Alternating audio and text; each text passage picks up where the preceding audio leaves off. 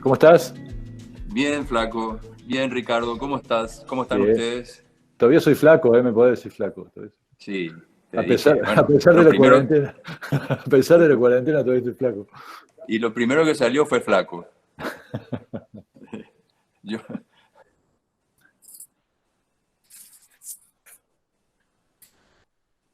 Che, qué nombre raro que le pusiste a esto, Javier. Maera. Ustedes los paraguayos siempre me han deleitado con con la etimología de sus palabras. Eh, eh, ¿qué Supongo quiere que ya que? a esta altura vos no podés decir cualquier cosa y lo mismo la vamos a escribir nosotros porque algún momento nos va a dar una sorpresa y nos va a meter, no sé, No, cualquier no. batata. Mira, bueno, te empiezo a explicar el tema de Maera. Dale. Bueno, eh, Maera obviamente está en guaraní, ¿no? Es un proyecto que el nombre está puesto en guaraní porque tiene origen acá, en Asunción, en Paraguay. O sea, no es una cosa que la pienso hacer, sino que es una experiencia hecha. Y entonces, al haber sido para el medio local, bueno, el nombre fue en guaraní porque bueno, es una palabra que es bastante usada. Es como la cosa, como los italianos dicen cosa, como los americanos dicen stuff. Eh, Ajá. Maera es una cosa indefinida que proviene de la palabra mbae, que el mbae es cosa, pero que como después se le agrega el sufijo ra, que tiene un sentido, sirve para algo, cambia la palabra y en vez de decir mbae se dice mae, se pronuncia todo de forma nasal. Entonces, maera es algo, pero que sirve para algo. O sea, no es simplemente una cosa que, que uno dice, mira esa cosa, sino que cuando uno se refiere al maera, está haciendo una referencia a un objeto que sirve para algo, o sea, que tiene una función, sino que simplemente no se le viene a uno el nombre o todavía no tiene un nombre específico, ¿no? Eh, bueno, esto viene un poco a colación de un proyecto que se hizo para educación de una fundación que se llama Fundación ALDA y que la hice con un artista plástico paraguayo muy conocido que se llama Carlos Patuza, que ya me tocó trabajar con él en varias ocasiones y el proyecto fue pensado específicamente para hacer una reflexión en lo que tiene que ver al tema de la educación. El proyecto de la Fundación ALDA tenía como objetivo juntar fondos para jóvenes sin recursos de educación terciaria, vamos a decir. Y bueno, esta caja, que finalmente es una caja negra, es un nombre bien específico en español, eh, fue un poco eh, una manera de, de solucionarlo, en este caso con un objeto artístico, pero que obviamente tenía una función, eh, y que yo lo metí posteriormente en la tesis porque para mí el gran desafío es que pueda ser habitable. Eh, y un poco viene con la idea de decir, bueno, hasta cierto punto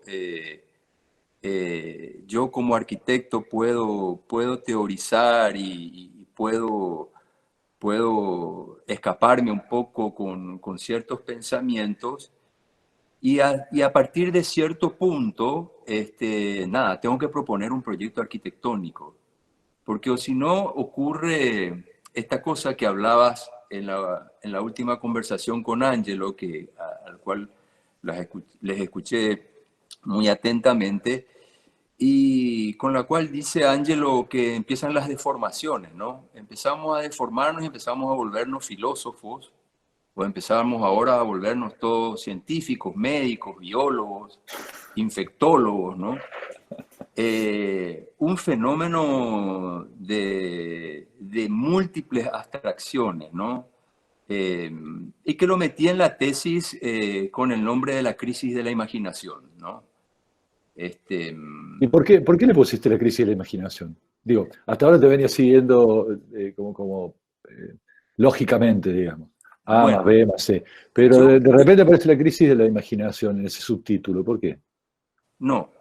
bueno, realmente el primer título debería ser La crisis de la imaginación. Ese es como que el mundo en el cual yo creo que es la idea que cierra todo. Pero ahora elegí poner primero la caja negra, como estamos en un reducto arquitectónico, vamos a decir, estamos en tu cátedra, y creo bueno, que eso responde un poco a decir, bueno, hablemos de la crisis de la imaginación, pero ojo, la crisis de la imaginación yo propongo solucionarla con la caja negra, no sé, a ver vos con qué la propones solucionarla. Crisis porque no hace falta, bueno, podemos buscar en el diccionario verdaderamente cuál es la definición de una crisis, pero creo que la crisis es muy claro cuando existen más preguntas que respuestas, o cuando hay más preguntas sin responder. Y yo creo que hoy día estamos, no hoy me refiero específicamente a de que entramos globalmente en cuarentena, sino que creo que desde 1989 entramos en esta crisis de la imaginación sin darnos cuenta. Hoy día con la cuarentena creo que es tan evidente que estamos perdidos, que nadie sabe esto a dónde vamos a ir a parar. Eh, Cuando, no sé, agarramos cualquiera de estos libros que tenemos detrás, o miramos, qué sé yo, se puede calcular perfectamente cuándo, qué hora, en qué momento y en qué lugares del mundo puede haber un eclipse, desde dónde pasará tal cosa. Y hoy día no podemos calcular hasta cuándo vamos a estar encerrados, por ejemplo. Eh, bueno, y toda una cantidad de incógnitas eh, que están sucediendo y que creo que se catalizan todas ahora con la cuarentena, ¿no? Pero creo que la crisis de la imaginación ya la comenzamos hace un buen tiempo. Creo que vamos a atravesar un buen periodo de crisis de la imaginación. Y bueno, no sé, tal vez nosotros podamos volver a experimentar la solución de esta crisis,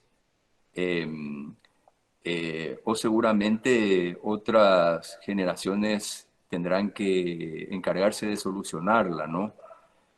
Pero creo que la crisis de la imaginación está dada en base a ciertos eventos que ocurrieron y que el principal para mí es un paradigma, ¿no? Un paradigma que ocurre en 1989, que es la creación del Internet, ¿no?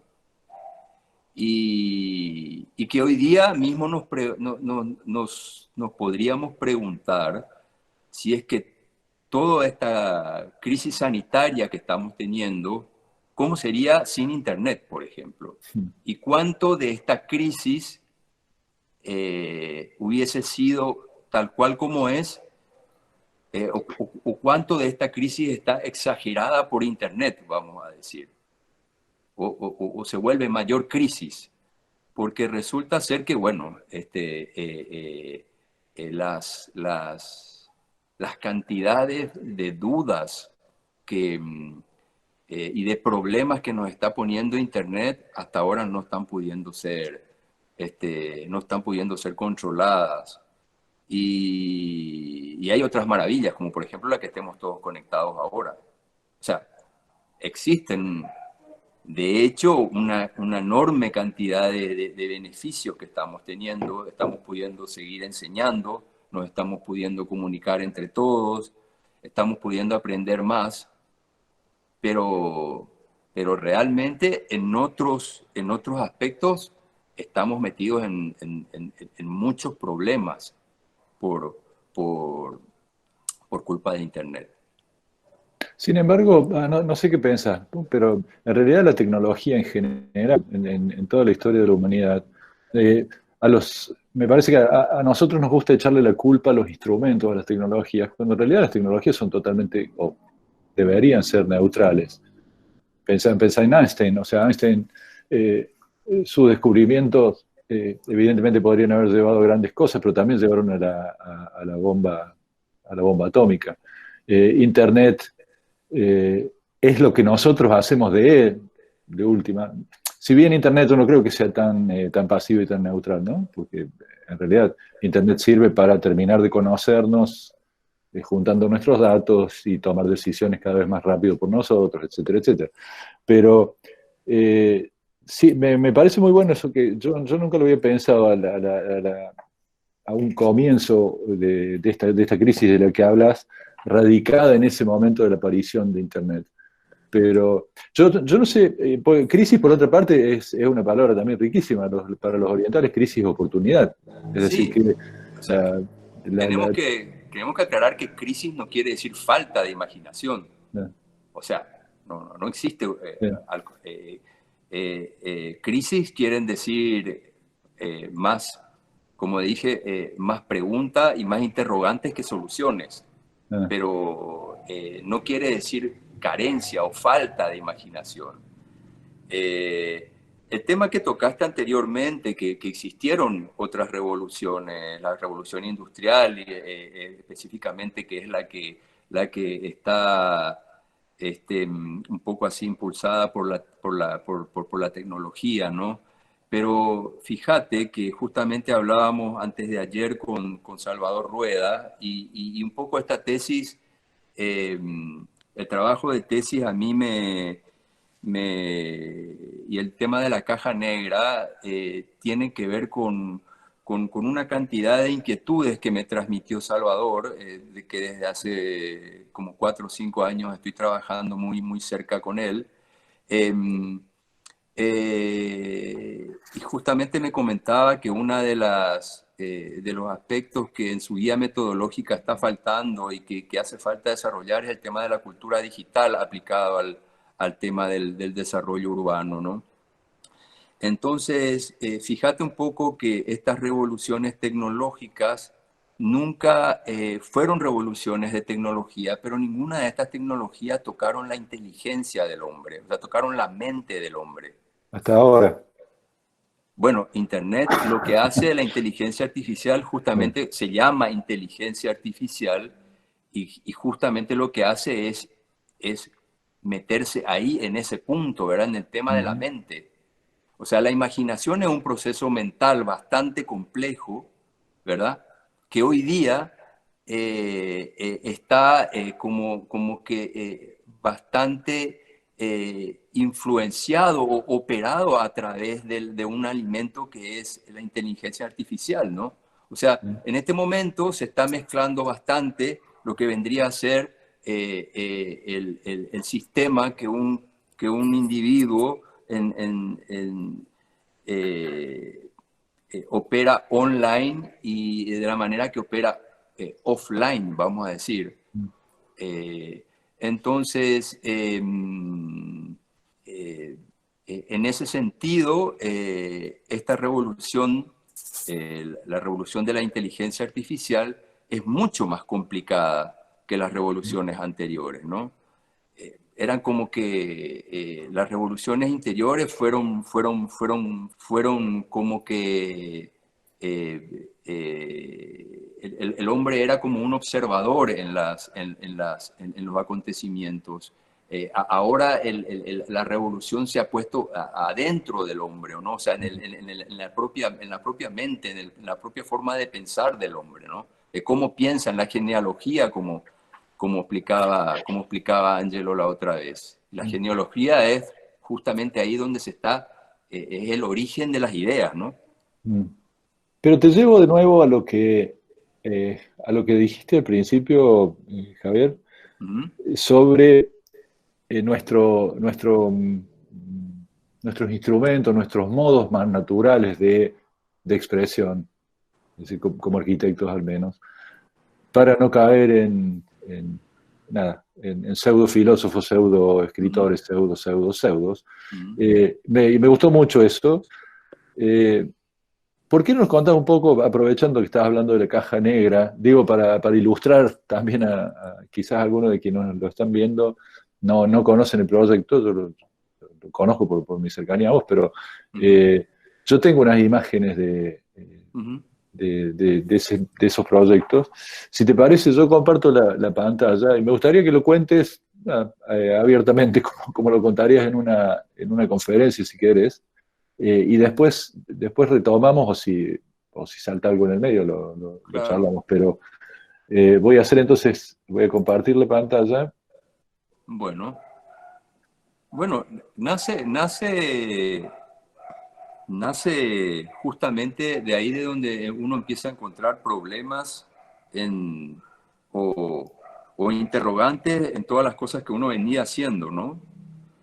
Eh, esta, y justamente una de las cosas que no comenté a propósito de esta imagen, que tiene que ver mucho con la cultura de una familia, de un pueblo originario de Paraguay, un poco toda esta cosa también nace de un pensamiento que Rafa Iglesias, al cual lo conocías perfectamente, ¿no?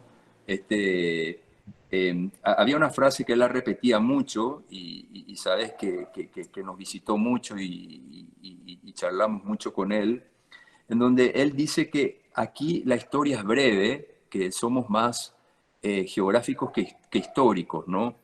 Ujú.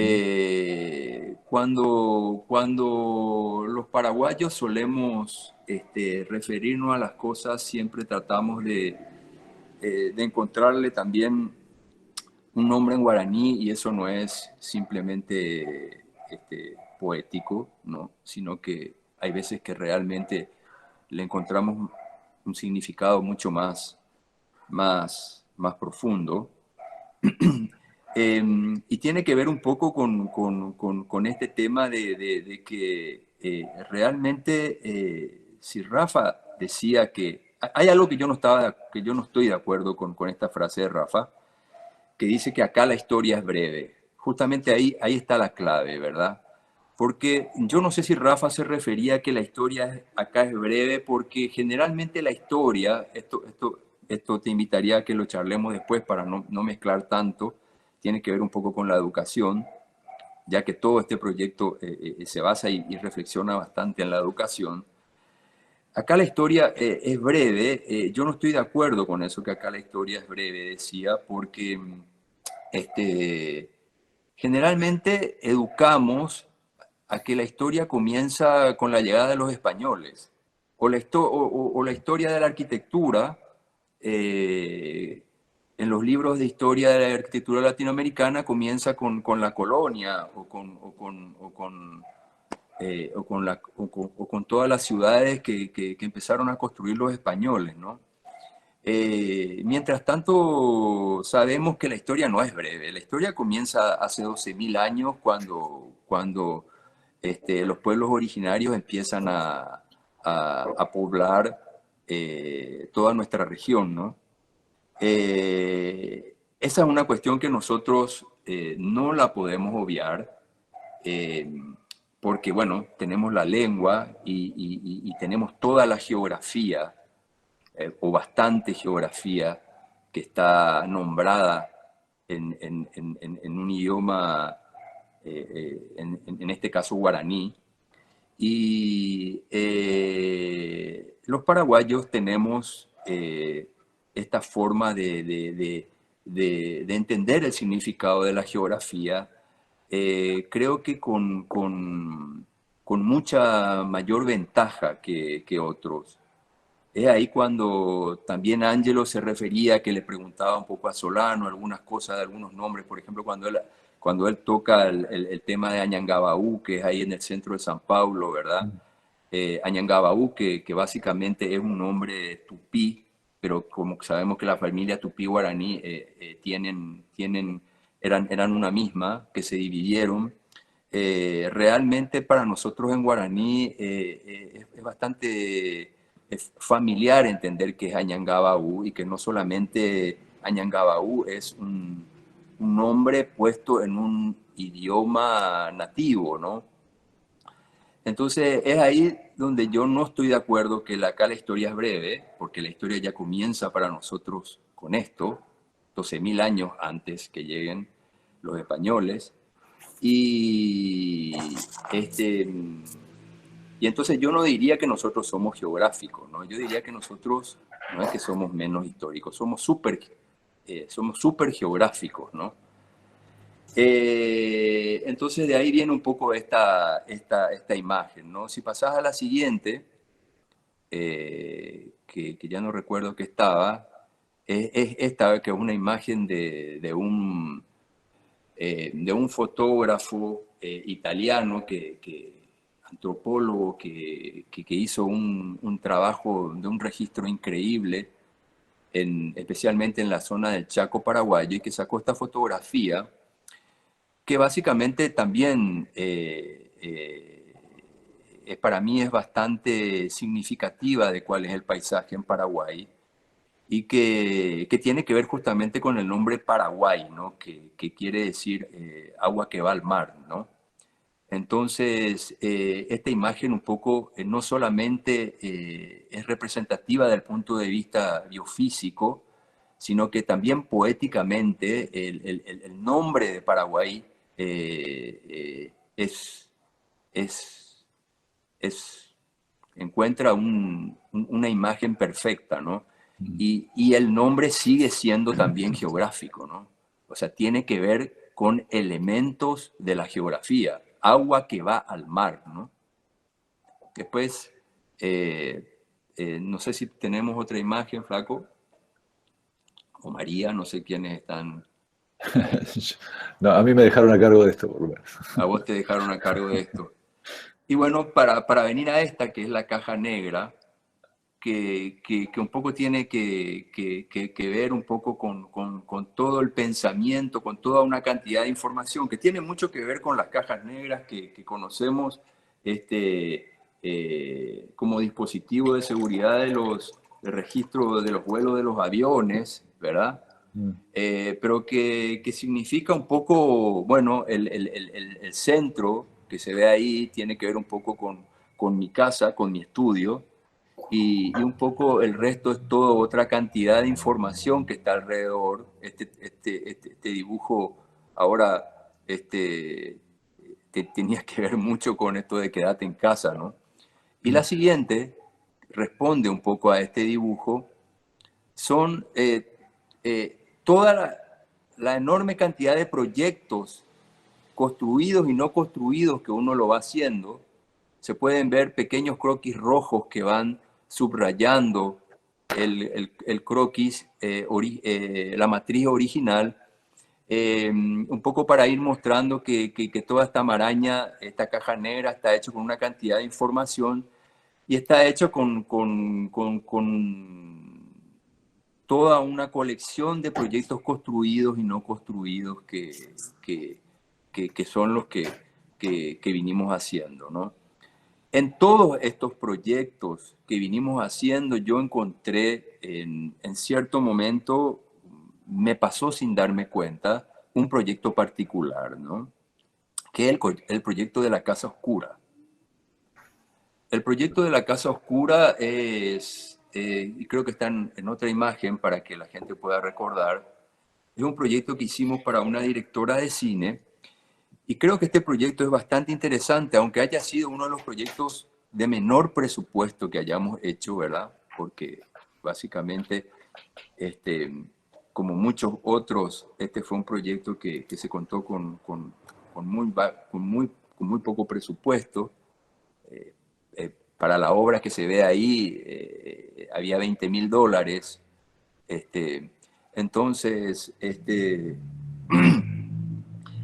pasa que toda esta cantidad de proyectos que vos viste que estaban puestos en rojo, que formaban esta caja negra, como esta enorme cantidad de información, y que básicamente las personas que conocen un poco el trabajo que fuimos haciendo en el laboratorio en todos estos años, están bastante en esta línea en la cual, qué sé yo, muchos paraguayos estamos, que es el tema del desarrollo de la tecnología, de la materia, de la estructura, y que uno sin darse cuenta cae en un proyecto como este, en donde básicamente la estructura, la tecnología y el material con el cual está construida la arquitectura o la idea realmente no importan.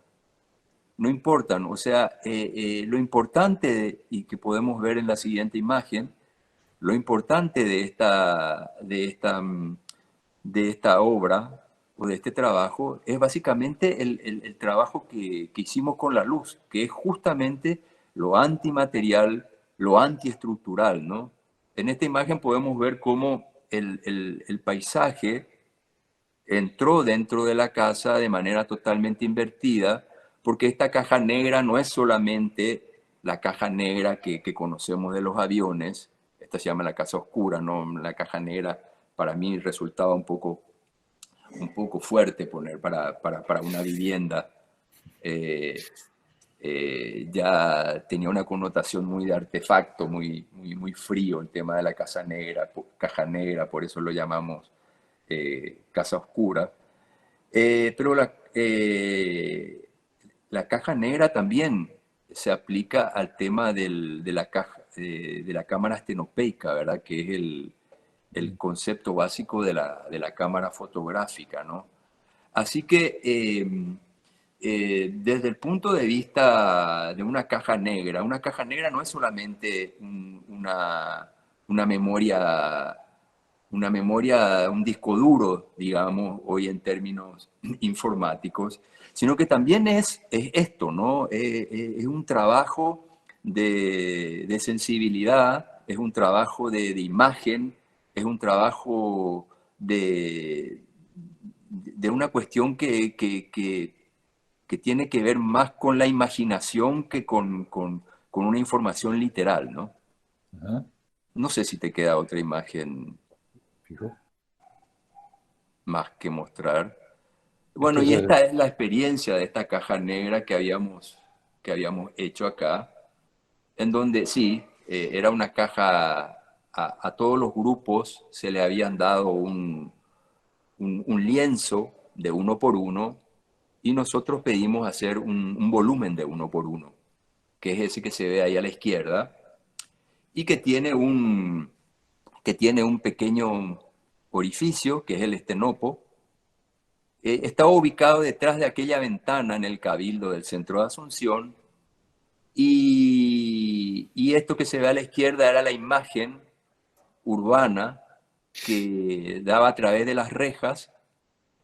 Pero esta máquina no era solamente, no funcionaba solamente como una máquina, como una caja, como la casa oscura, que simplemente metía la imagen, sino que esta caja también tenía una trampa, ¿verdad? Yo siempre le digo una trampa millennial, ¿verdad? Porque tenía Wi-Fi, y la caja tenía una cuenta en las redes sociales, ¿no? Entonces, la siguiente imagen planteaba bueno, poner la siguiente imagen es la caja un poco vista por fuera, que fue hecha por Carlos Patusa, toda hecha con material reciclado, hicimos con madera que íbamos juntando de la calle, de la basura, y que para conservarla utilizamos esta técnica japonesa de quemar la madera de manera o sea, que tenía también esto fue construido así para que se pueda pensarla de manera también un poco una reflexión ambiental a la cosa, y para que pueda resistir básicamente la intemperie, ya que la idea de que esta caja pueda ser un equipamiento urbano, que es realmente el proyecto que no está construido y que es el proyecto que yo planteo en la tesis. O sea, hacer esto como un equipamiento urbano y que realmente tenga una función en los espacios públicos, ¿no? Las últimas imágenes tienen un poco que ver con esta trampa, ¿no? O sea, ¿cómo sería la persona de la izquierda? Sería una persona offline, por ejemplo, cualquiera de nosotros o mayor que nosotros, ya que creo que nosotros somos más o menos una generación flex, ¿viste? Funcionamos a nafta y también a alcohol o a gasoil, ¿verdad? Entonces, ¿cómo funciona esta cosa? Realmente una persona de una generación anterior empezaría a estudiar esta caja solamente por su exterioridad, ¿no? La textura, cómo está construida, las proporciones, toda esta educación cultural especializada para algunos que nos dieron en historia del arte, o en cualquier otro tipo de estudios que te den información sobre cómo poder aprenderla, cómo poder aprender esta caja, pero cómo mira un millennial una caja. Y un millennial, que es el que está a la derecha, no la mira directamente, siempre la mira a través de su dispositivo. O sea, una vez que se encuentra con un objeto como este, lo primero que hace seguramente será sacar una fotografía, ¿verdad? O filmarla. Y posteriormente, después de sacar la fotografía o filmarla, eh, estará enviando a alguien esta información, en vivo o no, o posteándola. ¿Y qué pasa? Cuando esta persona mira su dispositivo, que es lo primero que hace, encuentra que esta caja te invita para conectarte a su Wi-Fi. O sea, vos no vas a consumir tu saldo. Y también te invita a ver si querés ser su amigo, ¿verdad? Tiene cuenta en Facebook, tiene su propio Instagram. Este, y cuando vos caes en eso, te das cuenta que te podés conectar con el mundo, ¿no? Entonces, se producen acá estos dos mundos, que un poco, si imaginariamente nos damos cuenta, una persona de una generación anterior se queda solamente con la caja vista por afuera y la otra persona la puede ver por adentro. Esta caja que nosotros hicimos, el Maerapitu el que estaba construido en el Cabildo, no solamente tenía una cuenta de Facebook o de Instagram, sino que transmitía en directo, ¿verdad? Streaming, y transmitía lo que estaba viendo ella, que era esa imagen de las rejas que se veía a la derecha, ¿no? La imagen anterior. O sea, y esa imagen era la propia imagen de la ciudad. O sea, era una trampa porque realmente las personas que se metían en Internet básicamente a, a escaparse del espacio urbano, esta caja de vuelta las volvía a meter dentro del espacio urbano. O sea, lo que estaba transmitiendo era el estar ahí en la calle, en la plaza, ¿no? Ujú. Entonces, bueno, era simplemente potencialmente una de las ideas que podía tener. Y la idea era que estas dos personas puedan ver una que hacía, aprender una de la otra, ¿no? Para que posteriormente, la última imagen es muy simbólica, tiene que ver con que las dos personas se puedan encontrar dentro de la caja, ¿no? Y obviamente se encontrarían pata para abajo, ¿no? Pata para arriba, perdón. Que sería una dimensión muy divertida, o sea, no tan divertida como diferente de la cual nos vemos siempre, ¿no? Y bueno, esto tiene que ver mucho con la educación, ¿no? Seguramente la persona que está a la izquierda, que estaba a la izquierda, eh, es la persona que va a tener que educar a la persona que estaba a la derecha, al joven. Aunque sabemos que hoy día la mayor cantidad de jóvenes a través de tutoriales son bastante autodidactas, vamos a decir así. Hoy día tenés hasta tutorial para, no sé, vos me dirás, flaco, hay tutoriales hasta este, para Y armar un, en mi caso, cómo preparar un huevo frito, por ejemplo. Sí. por ejemplo. Este, entonces, pero bueno, hasta ahora realmente la mayor cantidad de conocimiento, por lo menos formal, se da a través del intercambio de información entre una generación a la otra. Me Y dejas interrumpirte un segundo, Javier? Porque claro, me parece que ahí te estás metiendo en un tema que me interesa muchísimo charlar con vos, que es el de la educación. Pero no querría que se pase, que se enfríe esto que acabas de mostrar ujú, antes. Voy a dejar de compartir la pantalla para sí, hacerlo un poco más, más humano, dentro de lo posible. Ok.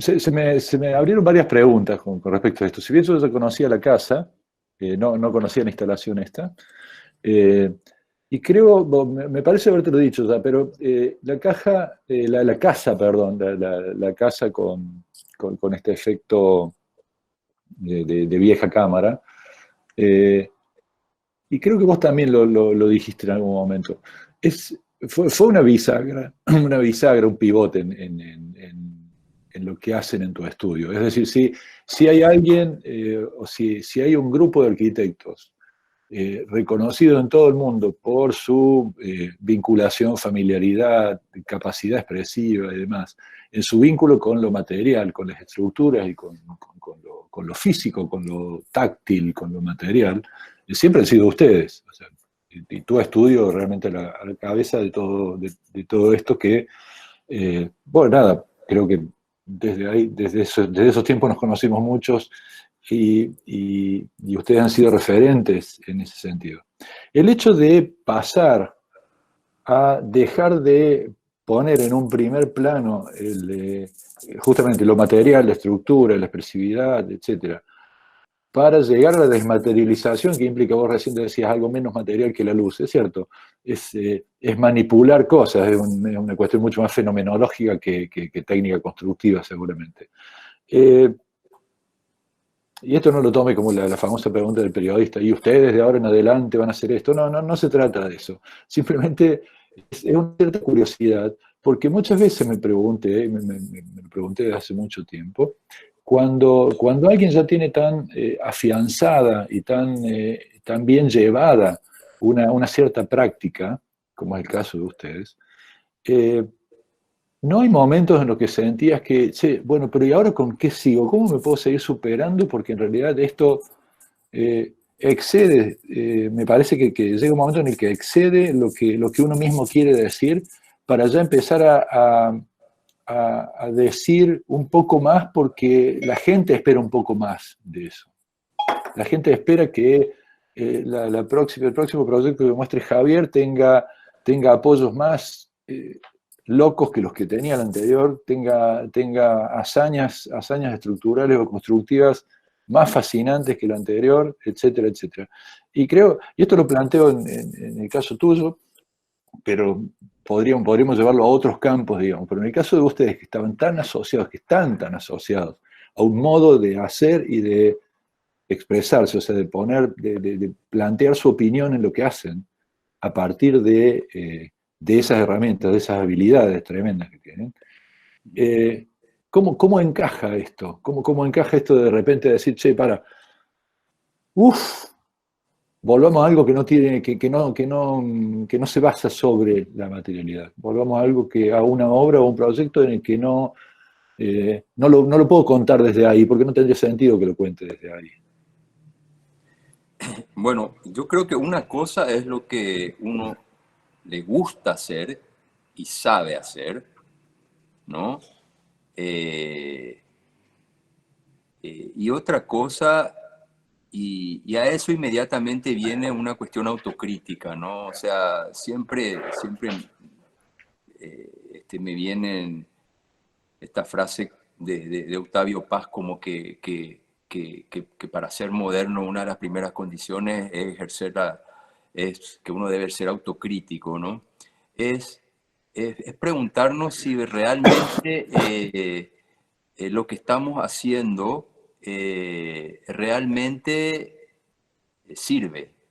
O sea, llegar a poner la Capilla del Vaticano en un solo punto de apoyo, bueno, la próxima la hacemos flotando. No sé si nos lleva a algo. Eh, a mí me preocupa bastante eso porque por más de que uno le guste hacer eso y sepa hacer, esto no quiere decir que es lo que se necesite o sea verdaderamente un aporte para el conocimiento. O sea, yo creo que un poco la cultura está cambiando, ¿no? Y, y creo que todos los arquitectos, porque eh, hace tiempo no leo, por ejemplo, un libro o una crítica de arquitectura de algo, o ver un proyecto de arquitectura que me sorprenda mucho. Y, y creo que algo está pasando y creo que todas las cosas que estamos produciendo no están incluyendo esta nueva cultura, ¿no? Que para mí es la cultura online. Uno entra a los museos, va a los lugares públicos, especialmente a los museos, y empieza a ver un comportamiento de la gente que especialmente en los lobbies o en los centros culturales, que no es igual al de antes. O sea, la gente está pendiente de sus dispositivos, de dónde tiene mejor señal y se hacen grupos bueno, para ponerse al tanto con la gente que se quiere comunicar o no. Y, y, y bueno, se producen una serie de eventos que digo, bueno, no sé, los espacios públicos, que no es lo mismo que el espacio privado, ¿no? Yo creo que los paraguayos hemos avanzado y últimamente estamos pudiendo entrar en esta conversación con todos ustedes porque hicimos creo que un trabajo interesante, pero todos en el área del espacio privado, ¿no? Todos en el área de los encargos privados. Tenemos una gran deuda de lo que es el espacio público. Entonces, yo creo que el gran desafío que tenemos nosotros es empezar a entrar en este tema de los espacios públicos, pero la idea no es tampoco decir, bueno, empecemos a hacer una plaza, una calle, un edificio público, sino que también es innovar en el espacio público, ¿no? O sea, creo que en todo lo que uno debe meterse, debe innovar. O sea, la palabra innovación, así como yo entiendo que en los otros proyectos lo que primaba o lo que intentábamos hacer era innovar, creo que con el espacio público también habría que innovar. Y pienso que realmente no hay mucha innovación en los espacios públicos. Eh, bueno, tenemos mejor equipamiento o eficiencia. En lo que sí estamos todos de acuerdo es que deben haber mayores espacios, mayores superficies absorbentes, mayores, mayor lugar para el espacio de la naturaleza, que no haya tanto espacio construido. Bueno, en todas estas cosas creo que la mayor, o sea, los proyectos más innovadores que se pueden ver hasta ahora, máximo las expectativas pueden estar que tengan un concepto de sostenibilidad, vamos a decir así. Pero la sostenibilidad no solamente pasa por una cuestión física, sino que realmente también hay cuestiones culturales que no son solamente físicas, ¿verdad? Y hay que preguntarse, tenemos que preguntarnos si realmente poner buenos equipamientos, basta solo con poner buenos bancos, buenos equipamientos para los niños, para que puedan haber juegos infantiles o buenas canchas de deporte, y cuánto por ciento de la población está interesada en otras cosas, como por ejemplo en este tema de encontrar algún tipo de desarrollar el tema de la cultura online, ¿no? O sea, y creo que ahí es donde hay un aspecto de la cultura online que es muy interesante, que es el tema de la realidad aumentada, ¿no? No de la realidad virtual. Y esta caja negra, en síntesis, es realidad aumentada, ¿no? Eh, y yo creo que hasta esto es una metáfora de la cuarentena que estamos teniendo, ¿no? O sea, esto más realidad aumentada que la que estamos experimentando hoy día, creo que es imposible que la encontremos, ¿verdad? Y bueno, entonces, no sé si esta cosa se está produciendo porque todavía subestimamos que esto es una novedad, es un poco fashion, serían para algunos, es una cosa de jóvenes, es una cosa que, bueno, y que todavía, aunque Humberto Eco diga que los libros no van a morir, seguimos insistiendo con que los libros de papel son mejores que los libros digitales y bueno, qué sé yo. Entramos en este tema de pujas culturales y no sé si nos estamos dando, si no nos estamos dando cuenta que las nuevas generaciones ya tienen decidido sus, o ya tienen incorporadas las prótesis, vamos a decir, y nosotros lo vemos como, no sé. Entonces pienso que a esta cosa es mejor agarrar el toro por las astas, ¿no? Y que sean incorporadas, de manera que no tengamos el riesgo de que por haber sido románticos y haber pensado que todo lo que como nos enseñaron nuestros maestros era mejor, las nuevas costumbres no tienen lugar en el espacio público, ¿no? Es una preocupación. Bueno, Vos sabés, con esto de la inmaterialidad, porque también se pueden construir, me parece, muchos lugares comunes, muchos clichés con esto de la virtualidad y del mundo online, etcétera, etcétera. Y los arquitectos en eso creo que siempre corremos el riesgo de prendernos en cualquiera que pasa y no siempre de la manera más inteligente.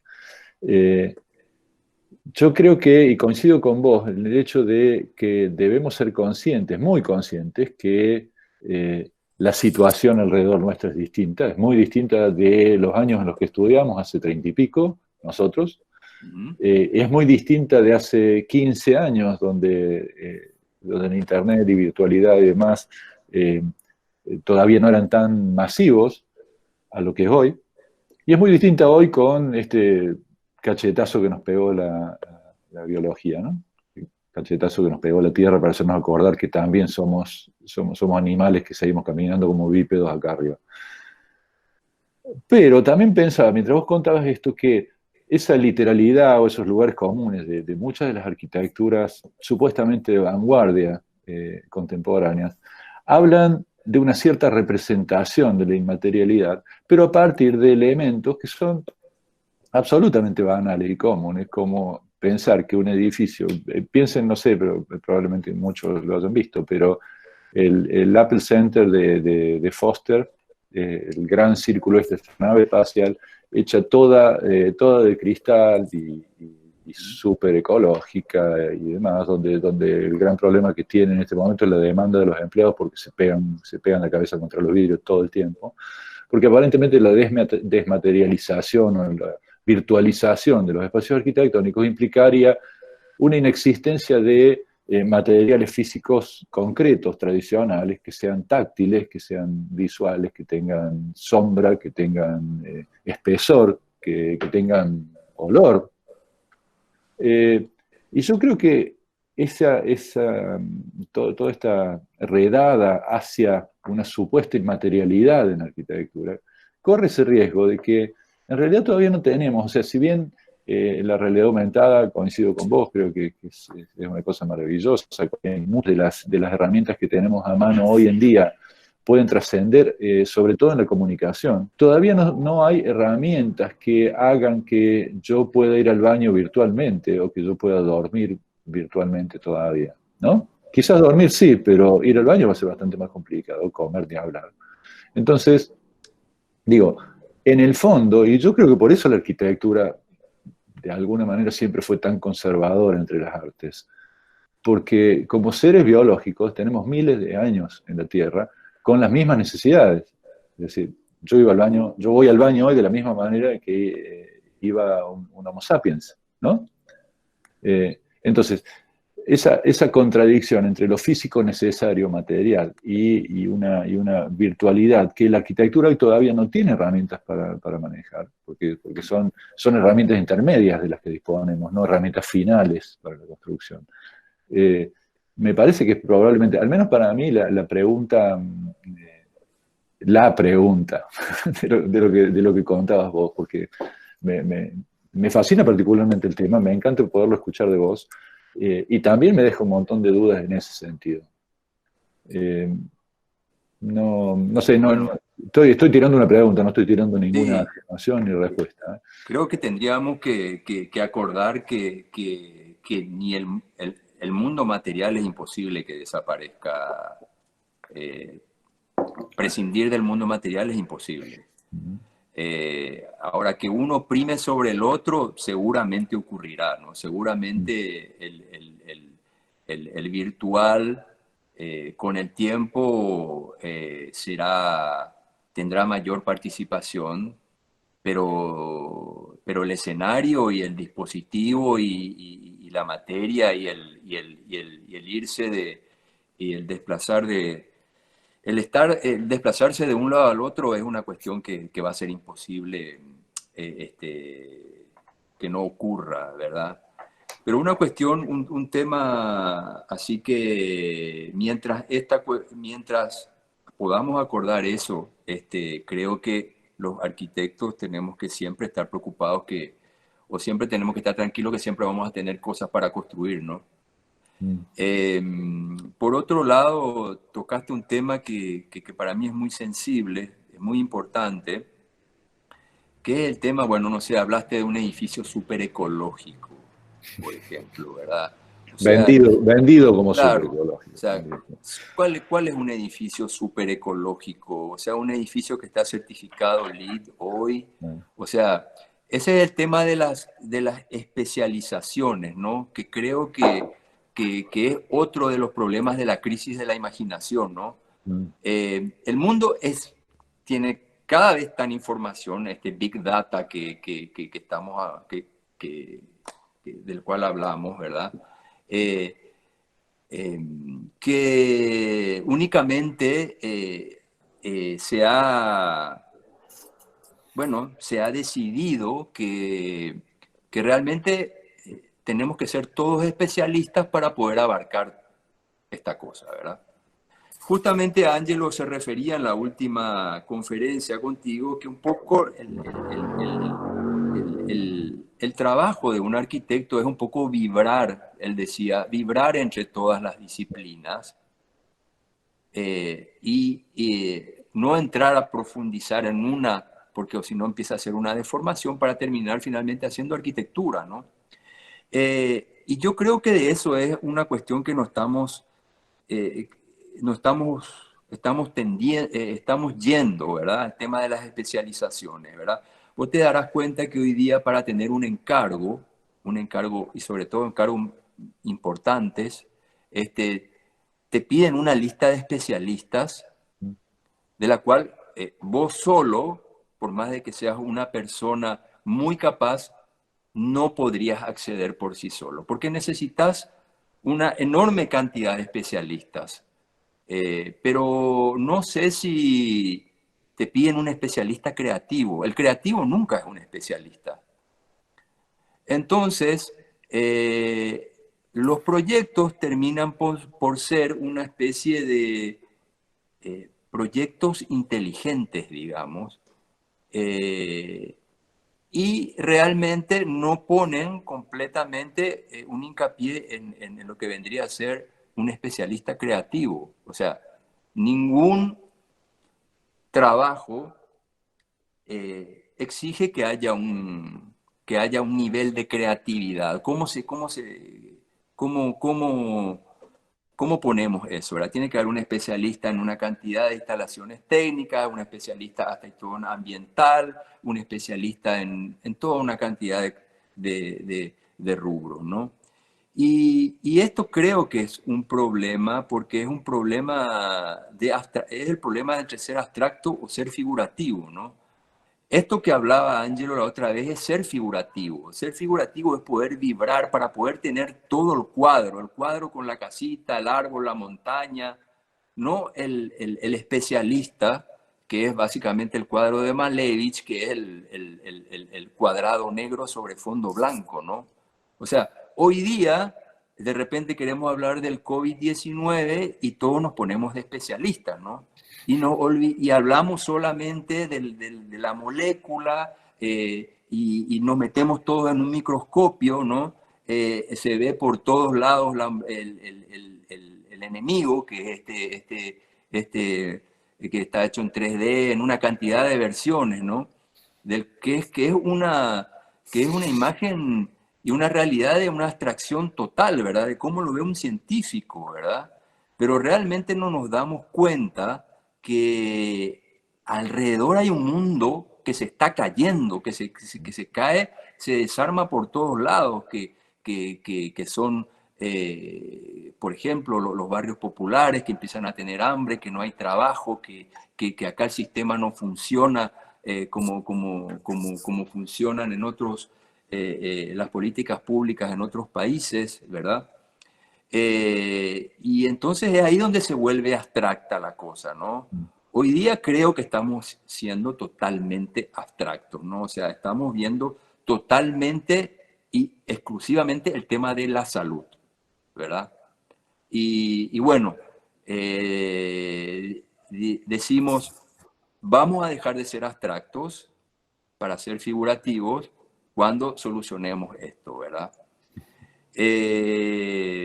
Y esto creo que también, pero creo que no es simplemente una cuestión a propósito de la cuarentena o de lo que está ocurriendo ahora.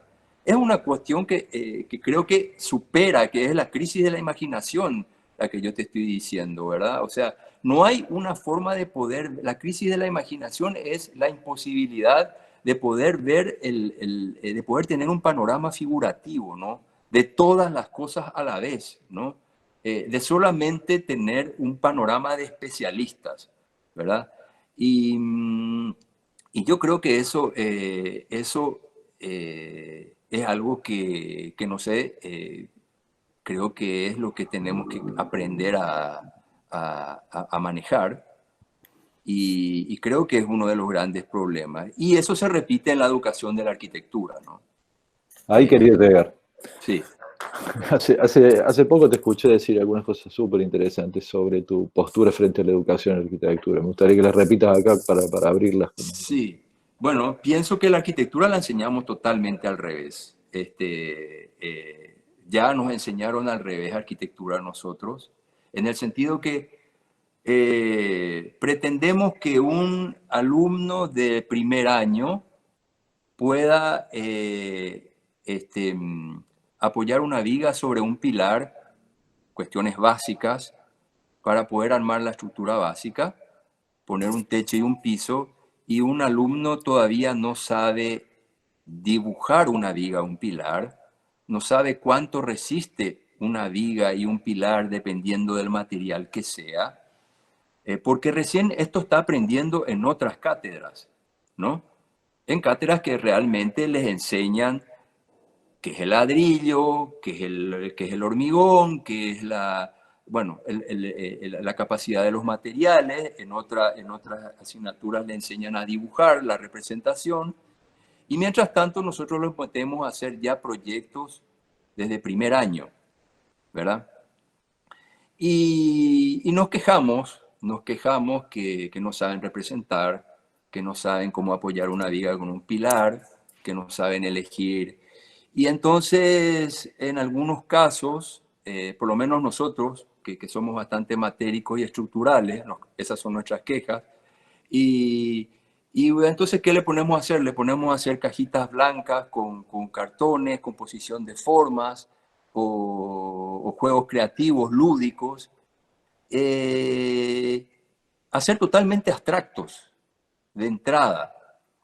Y no nos damos cuenta que un alumno de primer año ya tiene toda la capacidad de poder hacer urbanismo, porque sale del secundario manejando conceptos e información general de historia y geografía y política.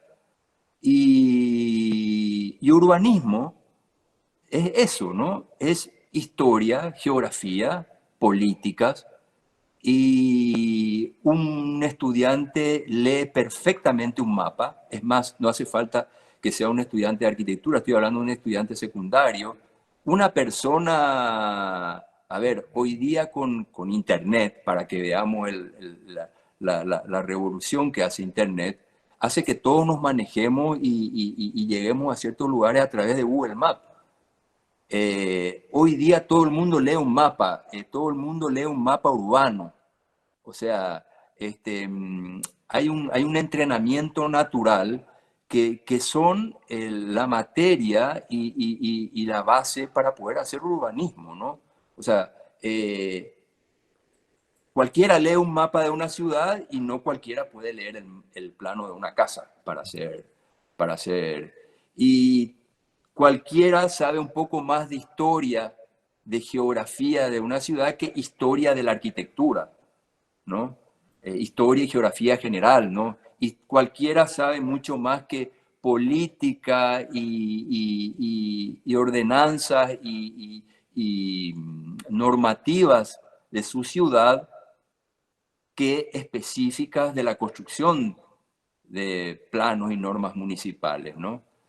Entonces, y es también un poco el tema de primero enseñar cuál es la máquina general que estamos pensando, o sea, cuál es la máquina que vamos a hacer y para qué va a servir la máquina, que el brazo de palanca, el tornillo o la tuerca de esa máquina, que es la arquitectura, ¿no?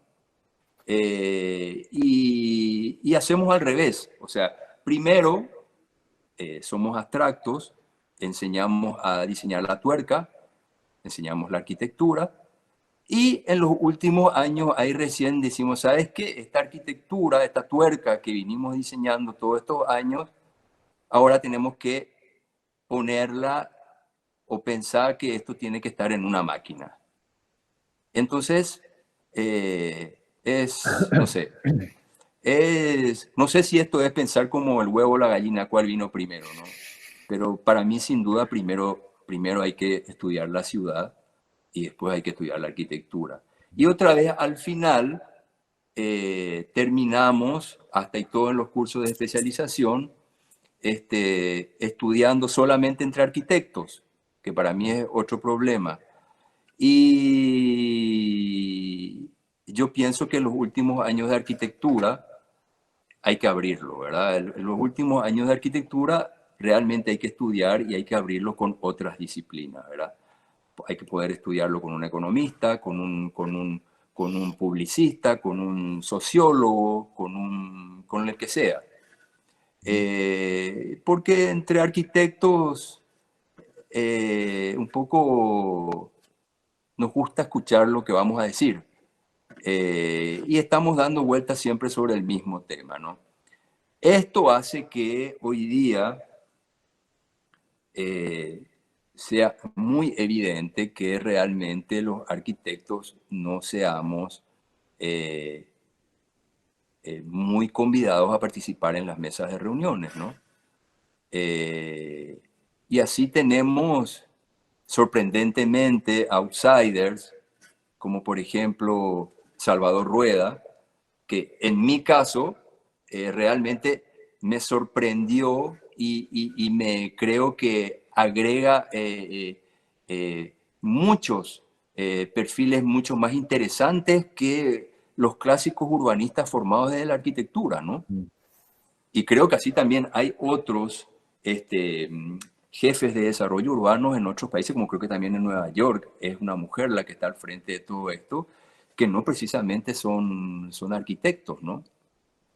Y peor todavía el tema de la especialización, que en muchas escuelas dividimos los urbanistas contra los en uno y los arquitectos en otro, ¿verdad?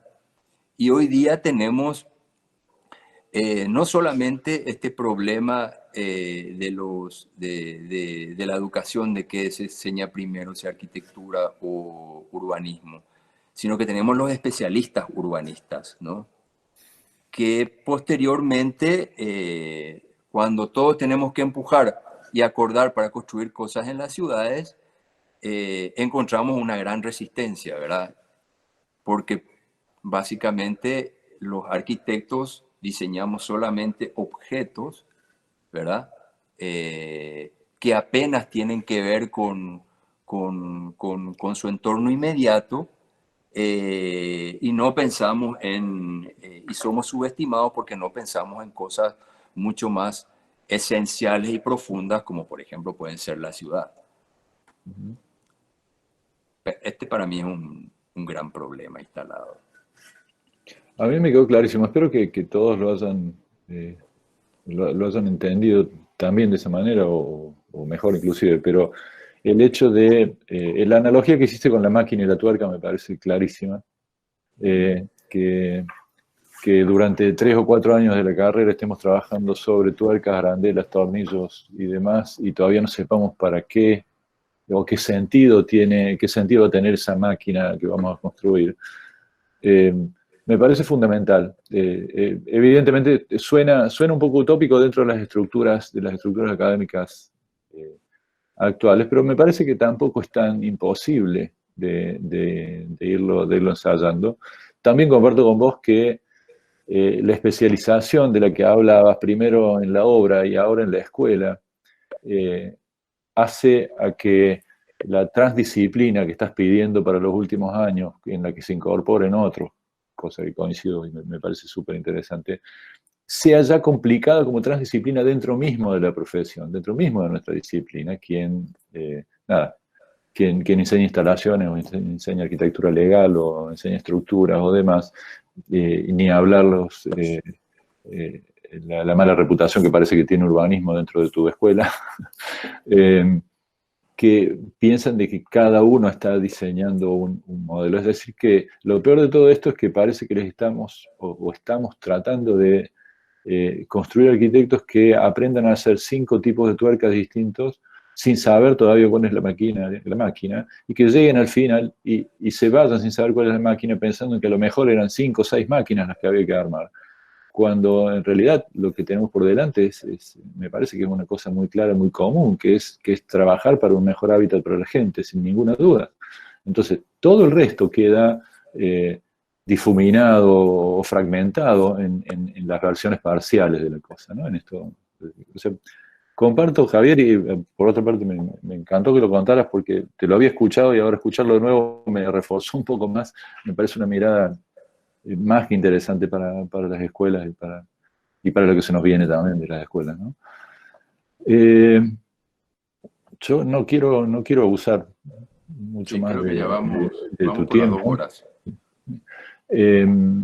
Lo que sí me gustaría es que, insisto, hasta ahora no se han animado, pero que si alguien quiere hacer una pregunta, aprovechando que lo tenemos a Javier, la verdad que es un lujo tenerlo acá.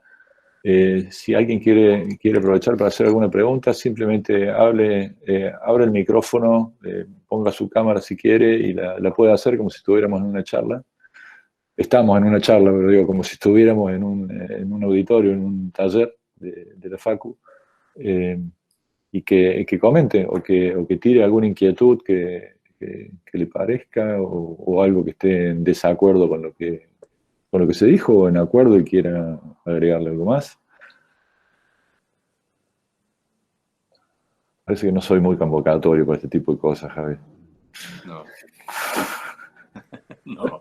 No es eso. No es lo mío, ¿no? Las preguntas después del post parece que Sí, es un tema pendiente luego sí, en este tema de las teleconferencias, ¿no? sí.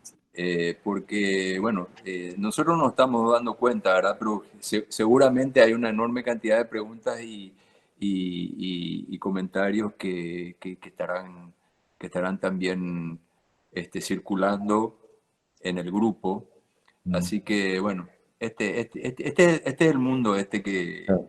que yo digo que es tan difícil de explicar y que tiene mucho más interrogantes que O sea, respuestas, ¿no? asumamos que en este caso estamos adentro de la caja negra y por fuera se está moviendo toda la verdadera savia de esto, ¿no? Así mismo, así mismo. Sí. Bueno, si no hay preguntas, Eh, ¿cómo? Podría, Ok, no sé si me buenísimo. escucha. Adelante. ¿Rosana? ¿Puede ser? Sí, yo no aparezco en la cámara porque no estoy muy para aparecer, pero bueno, lo conozco a Javier y me interesó mucho el tema que tocó, principalmente porque en estas discusiones que están habiendo, el espacio que se plantea un espacio mucho más físico que el que él está colocando aquí. Y dentro de esta discusión interesantísima, ¿no? Y como soy docente, también habíamos hablado con los alumnos sobre cómo se repiensa de alguna forma y si es posible poder hablar sobre esto a través del espacio virtual. Entonces se me ocurrió un poco esa idea de los cosmopolitas domésticos que hablaba un pensador Echeverría, de poder volver o imaginar cómo sería ese espacio virtual que estamos viviendo todos, ¿no?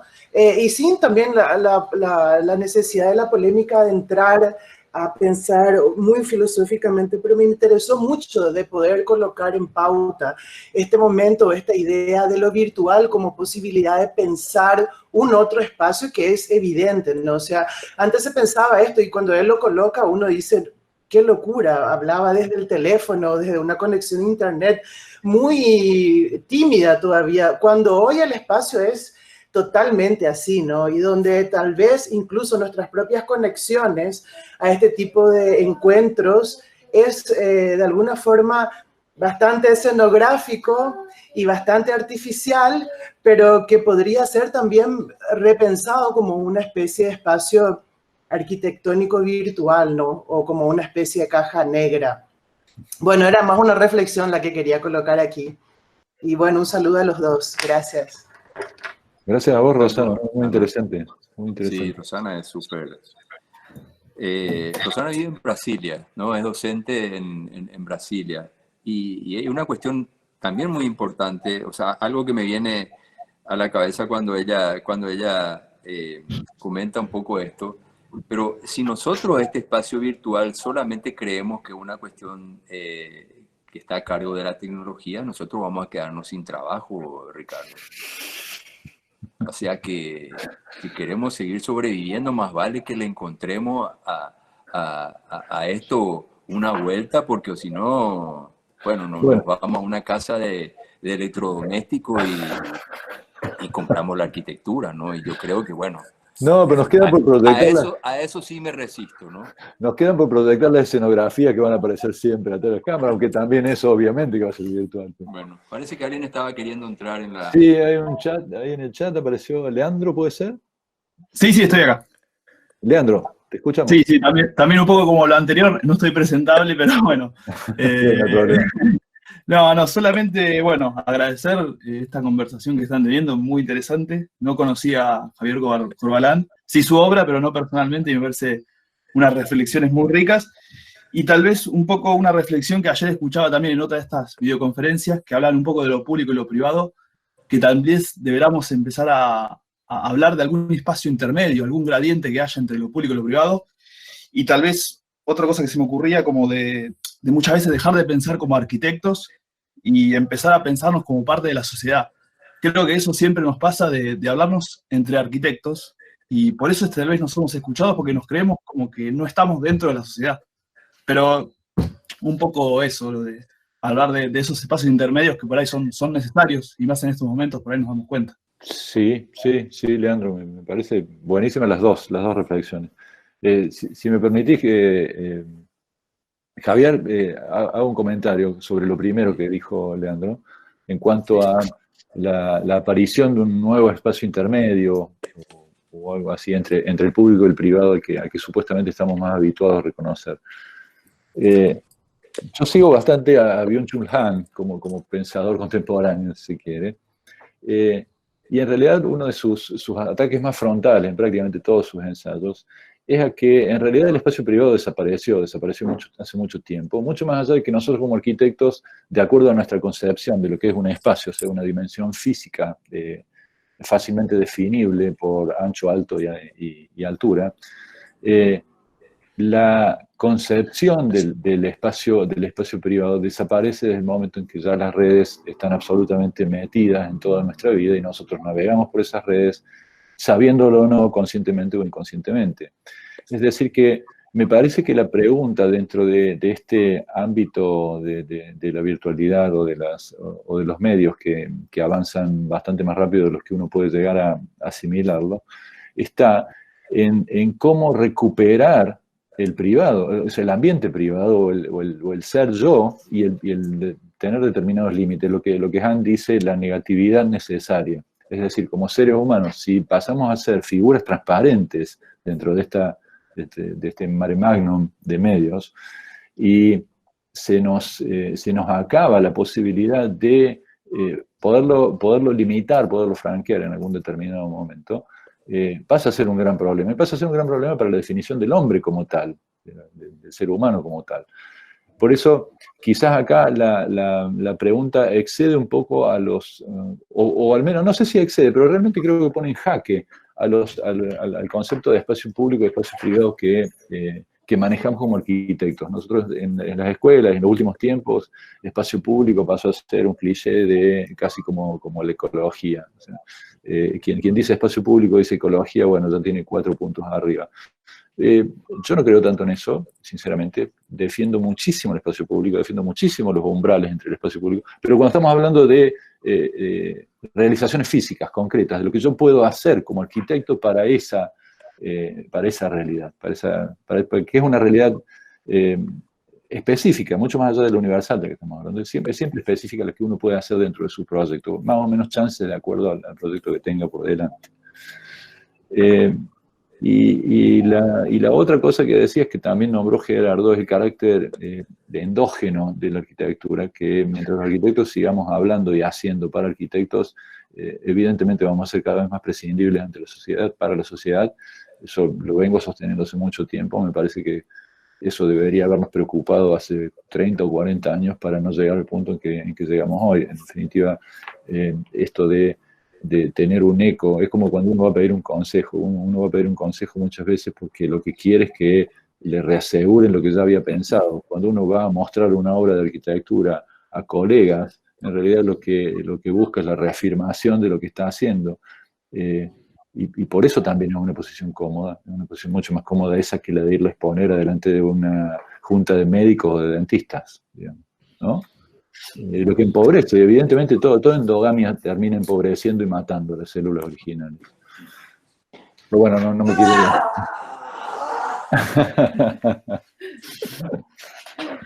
¿Quién anda? ¿Octavio por ahí? Sí, son efectos de la cuarentena. Sí. Mira,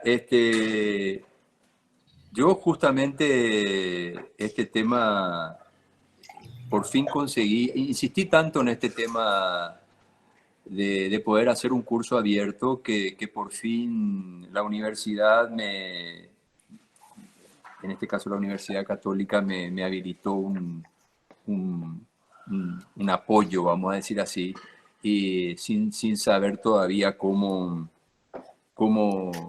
aplicarlo académicamente, pero realmente estoy bastante eh, eh, organizado como para abrir un curso de justamente que sea abierto, ¿no? Una cátedra abierta que tenga que ver un poco con todas estas directrices que estamos hablando. Lastimosamente, esto lo teníamos que estar empezando a abrir ahora y no lo pudimos.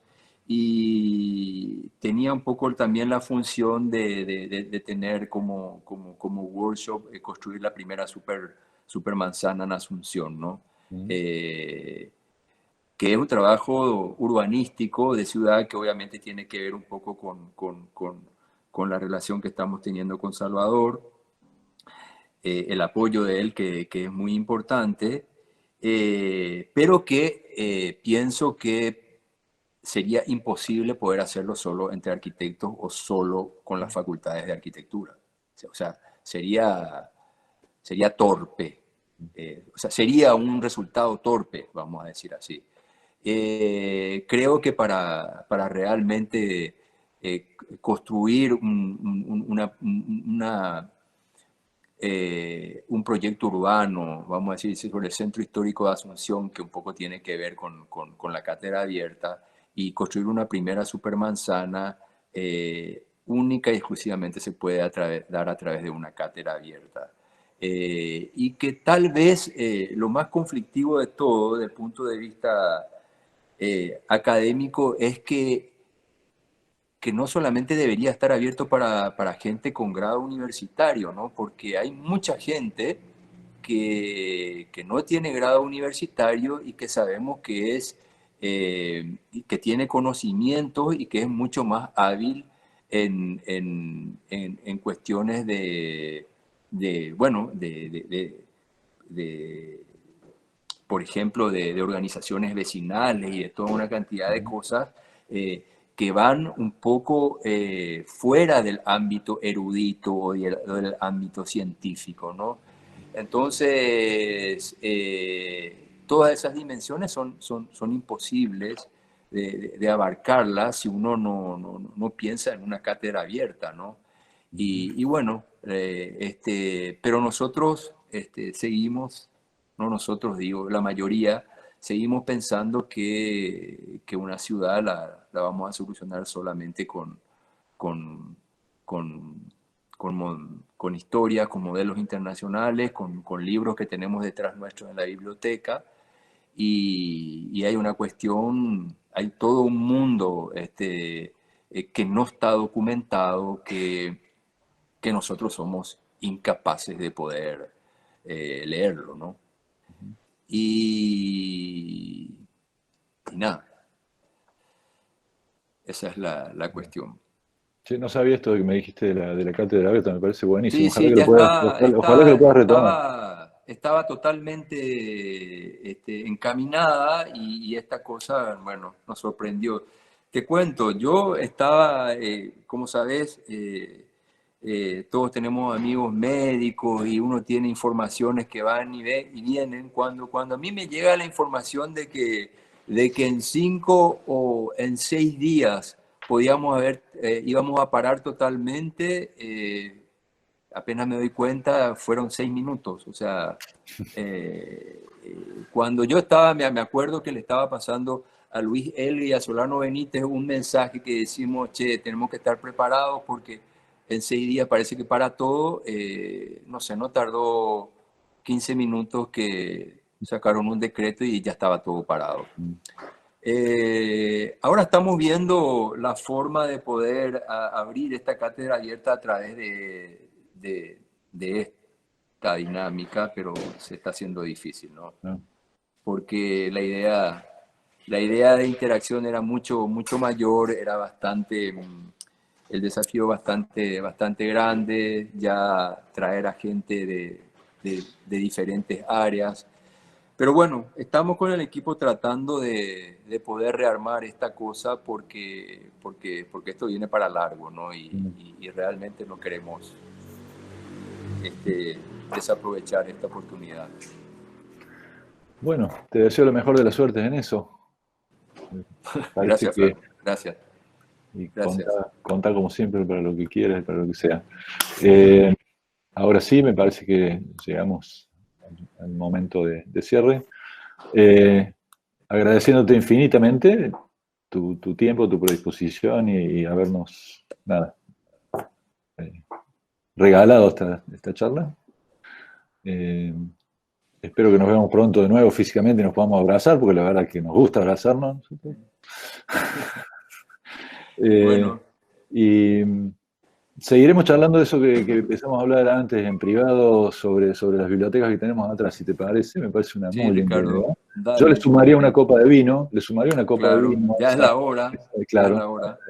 A lo mejor lo podríamos hacer después de las 8:30, entonces, y hacer otra serie de charlas, digamos. Dale. Gracias. Te quiero agradecer. Realmente, bueno, para mí, hablar entre los dos, por más de que vea una cantidad de circulitos ahí al costado de la pantalla, es realmente un placer. Siempre me siento muy cómodo. Y gracias a todos también por participar. Y cuidémonos todos, que tarde o temprano vamos a encontrar y abrazarnos. Así que buenas noches a todos. Un abrazo. Muchas gracias, Gabriel. Muchas gracias a todos.